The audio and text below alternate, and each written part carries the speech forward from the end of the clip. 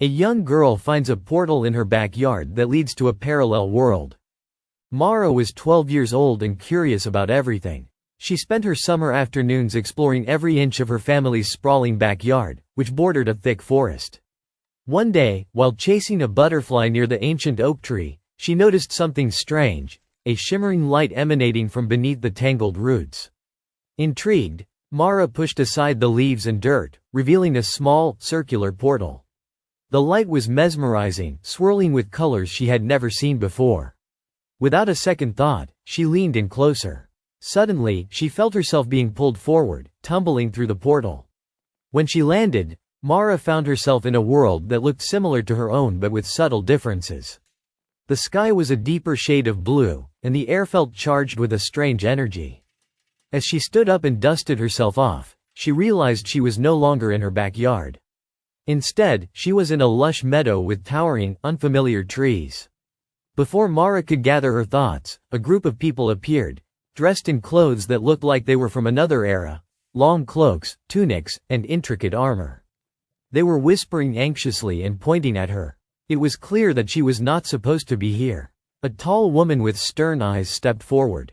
You there, girl, how did you get here? I found a portal in my backyard. I don't even know where I am. The woman's expression softened slightly. You are in Eloria, a land that is on the brink of war. Our leaders are at odds, and the people are divided. You must be careful. There are those who would use you, an outsider, for their own gain. Before Mara could respond, the ground trembled, and a group of armed soldiers burst through the trees. They were led by a man with a cruel smile.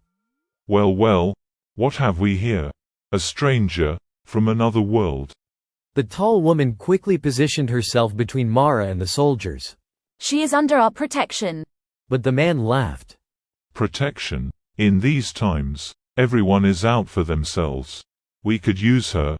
She could be the key to gaining the upper hand in this conflict. As the soldiers advanced, Mara felt a surge of fear. She tried to step back, but the portal had vanished, leaving only a faint trace of its presence. There was no way back. Realizing she had no choice, Mara squared her shoulders. I don't know how I can help, but I'm willing to try. The tall woman nodded approvingly. You are brave, young one. We will need that courage if we are to survive. Over the following days, Mara was thrust into the heart of the political turmoil.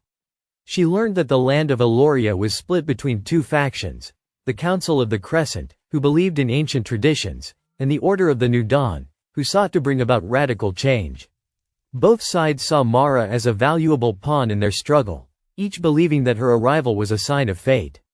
As she navigated the treacherous waters of Eloria's politics, Mara uncovered secrets that neither side wanted to be revealed. She learned that the portal was not just a doorway between worlds but a powerful artifact that could tip the balance of power. Each faction wanted control of it, and they would do anything to obtain it. Mara's only hope of returning home was to broker peace between the warring sides. She used her outsider's perspective to mediate, convincing the leaders that continued conflict would only lead to destruction. Her courage and determination gradually won over both factions, who began to see the wisdom in her words. But just as a fragile peace was within reach, the man with the cruel smile reappeared. He had uncovered the location of the portal and intended to use it to bring forth an army from beyond, to seize control of Eloria once and for all. In a final, desperate confrontation, Mara and her newfound allies managed to thwart his plan, but the portal was damaged in the process. As it flickered and began to close, Mara knew she had only moments to decide. The tall woman, now a trusted friend, placed a hand on her shoulder. Your world needs you, Mara, but so does ours. Whatever you choose, know that you have made a difference. With a heavy heart, Mara stepped toward the portal. I have to go home. As she crossed the threshold, she heard the sounds of Eloria fading behind her. She tumbled back into her backyard, the portal closing with a soft hiss. Mara looked around, half expecting the tall woman or the soldiers to follow her. But she was alone, the ancient oak tree standing silently as if nothing had happened. Yet, she knew that Eloria would never be far from her thoughts. She had left a piece of herself in that world, just as it had left an indelible mark on her. And though she was back in her own world, Mara knew she would never be the same. If you enjoyed this story, be sure to like and follow for more. Thank you for watching.